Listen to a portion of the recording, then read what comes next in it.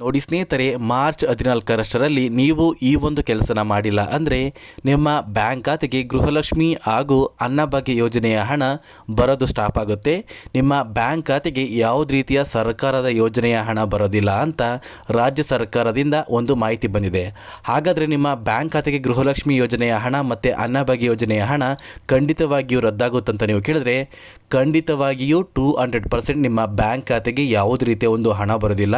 ಹಾಗಾದರೆ ನೀವು ಯಾವ ಒಂದು ಕೆಲಸನ ಮಾಡಬೇಕು, ನಿಮ್ಮ ಬ್ಯಾಂಕ್ ಖಾತೆಗೆ ಹಣ ಬರಬೇಕು ಅಂದರೆ ನಾನು ನಿಮಗೆ ಈ ಒಂದು ವಿಡಿಯೋದಲ್ಲಿ ತಿಳಿಸುವಂತಹ ಈ ಒಂದು ಕೆಲಸನ ನೀವು ಮಾಡಬೇಕಾಗುತ್ತೆ. ಅದಕ್ಕಿಂತ ಮುಂಚೆ ನೋಡಿ ಸ್ನೇಹಿತರೆ, ನೀವೇನಾದ್ರೂ ಇನ್ನೂ ಕೂಡ ನನ್ನ ಚಾನಲ್ನ ಸಬ್ಸ್ಕ್ರೈಬ್ ಆಗಿಲ್ಲ ಅಂದರೆ ದಯವಿಟ್ಟು ಪ್ರತಿಯೊಬ್ಬರೂ ಚಾನಲ್ನ ಸಬ್ಸ್ಕ್ರೈಬ್ ಮಾಡ್ಕೊಳ್ಳಿ, ಹಾಗೆ ವಿಡಿಯೋಗೆ ಒಂದು ಲೈಕ್ನ ಕೊಡಿ. ನೀವು ಕೊಡುವಂತಹ ಪ್ರತಿಯೊಂದು ಲೈಕ್ ಕೂಡ ನನ್ನ ಶ್ರಮಕ್ಕೆ ಸಿಕ್ಕ ಒಂದು ಪ್ರತಿಫಲ ಆಗಿರುತ್ತೆ. ದಯವಿಟ್ಟು ಪ್ರತಿಯೊಬ್ಬರೂ ಚಾನಲ್ನ ಸಬ್ಸ್ಕ್ರೈಬ್ ಮಾಡಿಕೊಂಡು ಹಾಗೆ ವಿಡಿಯೋಗೆ ಒಂದು ಲೈಕ್ನ ಕೊಡಿ.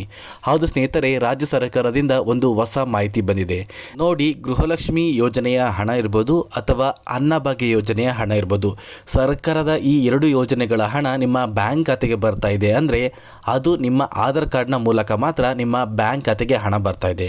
ನೀವು ಗೃಹಲಕ್ಷ್ಮಿ ಯೋಜನೆಗೆ ಅಪ್ಲಿಕೇಶನ್ನ ಹಾಕಬೇಕಾದ್ರೆ ನೀವು ನಿಮ್ಮ ರೇಷನ್ ಕಾರ್ಡ್ ಜೊತೆಗೆ ನಿಮ್ಮ ಆಧಾರ್ ಕಾರ್ಡ್ ಕೂಡ ಕೊಟ್ಟಿರ್ತೀರ.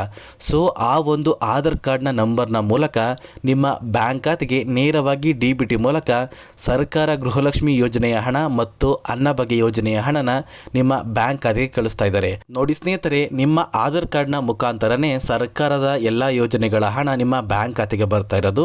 ಇಲ್ಲಿ ಸರ್ಕಾರದಿಂದ ಬಂದಿರುವಂತಹ ಒಂದು ಮಾಹಿತಿ ಏನು ಅಂದರೆ, ನಿಮ್ಮ ಆಧಾರ್ ಕಾರ್ಡ್ ಏನಾದ್ರೂ 10 ವರ್ಷಕ್ಕಿಂತ ಹಳೆಯದಾಗಿದ್ದರೆ ನಿಮ್ಮ ಬ್ಯಾಂಕ್ ಖಾತೆಗೆ ಗೃಹಲಕ್ಷ್ಮಿ ಯೋಜನೆಯ ಹಣ ಮತ್ತು ಅನ್ನಭಾಗ್ಯ ಯೋಜನೆಯ ಹಣ ಬರೋದಿಲ್ಲ.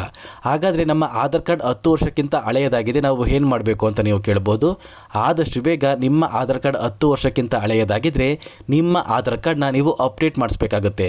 ಈಗಾಗಲೇ ಯಾರೆಲ್ಲ ನಿಮ್ಮ ಆಧಾರ್ ಕಾರ್ಡ್ 2013ಕ್ಕಿಂತ ಹಳೆಯದಾಗಿದೆ, ಅದೇ ರೀತಿ 2013ರ ನಂತರ ನಿಮ್ಮ ಒಂದು ಆಧಾರ್ ಕಾರ್ಡ್ಗೆ ಯಾವುದೇ ರೀತಿಯ ಒಂದು ಅಡ್ರೆಸ್ ಅಪ್ಡೇಟ್ ಇರ್ಬೋದು, ಅಥವಾ ನಿಮ್ಮ ನೇಮ್ ಅಪ್ಡೇಟ್ ಇರ್ಬೋದು, ಅಥವಾ ನಿಮ್ಮ ಡೇಟ್ ಆಫ್ ಬರ್ತ್ ಅಪ್ಡೇಟ್ ಇರ್ಬೋದು, ಅಥವಾ ನಿಮ್ಮ ಬಯೋಮೆಟ್ರಿಕ್ ಅಪ್ಡೇಟ್ನ ನೀವು ಮಾಡಿಸಿಲ್ಲ ಅಂದರೆ ಆದಷ್ಟು ಬೇಗ ಮಾರ್ಚ್ 14ರಷ್ಟರಲ್ಲಿ ನೀವು ನಿಮ್ಮ ಆಧಾರ್ ಕಾರ್ಡ್ನ ಅಪ್ಡೇಟ್ ಮಾಡಿಸ್ಕೊಳ್ಳಿ.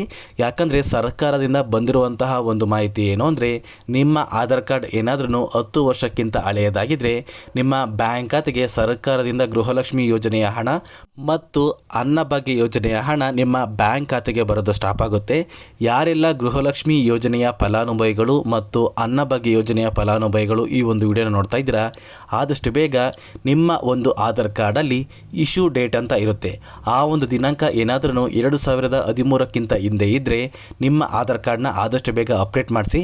ನಿಮ್ಮ ಆಧಾರ್ ಕಾರ್ಡ್ನ ಮಾರ್ಚ್ 14ರೊಳಗೆ ಉಚಿತವಾಗಿ ನೀವೇ ಅಪ್ಡೇಟ್ ಮಾಡ್ಬೋದು. ಅಥವಾ ನಿಮ್ಮ ಹತ್ತಿರವಿರುವ ಯಾವುದೇ ಒಂದು ಸೇವಾ ಕೇಂದ್ರಕ್ಕೆ ನೀವು ಭೇಟಿ ನೀಡಿದರೆ ನೀವು ಅಲ್ಲಿ ₹100 ಪೇ ಮಾಡಿ ನಿಮ್ಮ ಆಧಾರ್ ಕಾರ್ಡ್ನ ಅಪ್ಡೇಟ್ ಮಾಡಿಸ್ಕೋಬೋದು. ಸ್ನೇಹಿತರೆ, ಆದಷ್ಟು ಬೇಗ ಈ ಒಂದು ವಿಡಿಯೋನ ಗೃಹಲಕ್ಷ್ಮಿ ಯೋಜನೆಯ ಪ್ರತಿಯೊಂದು ಫಲಾನುಭವಿಗಳು, ಅದೇ ರೀತಿ ಅನ್ನಭಾಗ್ಯ ಯೋಜನೆಯ ಪ್ರತಿಯೊಂದು ಫಲಾನುಭವಿಗಳಿಗೆ ಶೇರ್ ಮಾಡಿ ಅಂತ ಹೇಳ್ತಾ ಈ ಒಂದು ವಿಡಿಯೋನ ಇಲ್ಲಿಗೆ ಎಂಡ್ ಮಾಡ್ತಾ ಇದ್ದೀನಿ. ನೋಡಿ ಸ್ನೇಹಿತರೆ, ನಾನು ನಿಮಗೆ ಈ ಒಂದು ವಿಡಿಯೋದಲ್ಲಿ ಕೊಟ್ಟಿರುವಂಥ ಮಾಹಿತಿ ನಿಮಗೇನಾದ್ರೂ ಇಷ್ಟ ಆಗಿದ್ರೆ ದಯವಿಟ್ಟು ಪ್ರತಿಯೊಬ್ಬರೂ ನನ್ನ ಚಾನಲ್ನ ಸಬ್ಸ್ಕ್ರೈಬ್ ಮಾಡ್ಕೊಳ್ಳಿ, ಹಾಗೆ ವಿಡಿಯೋಗೆ ಒಂದು ಲೈಕ್ನ ಕೊಡಿ.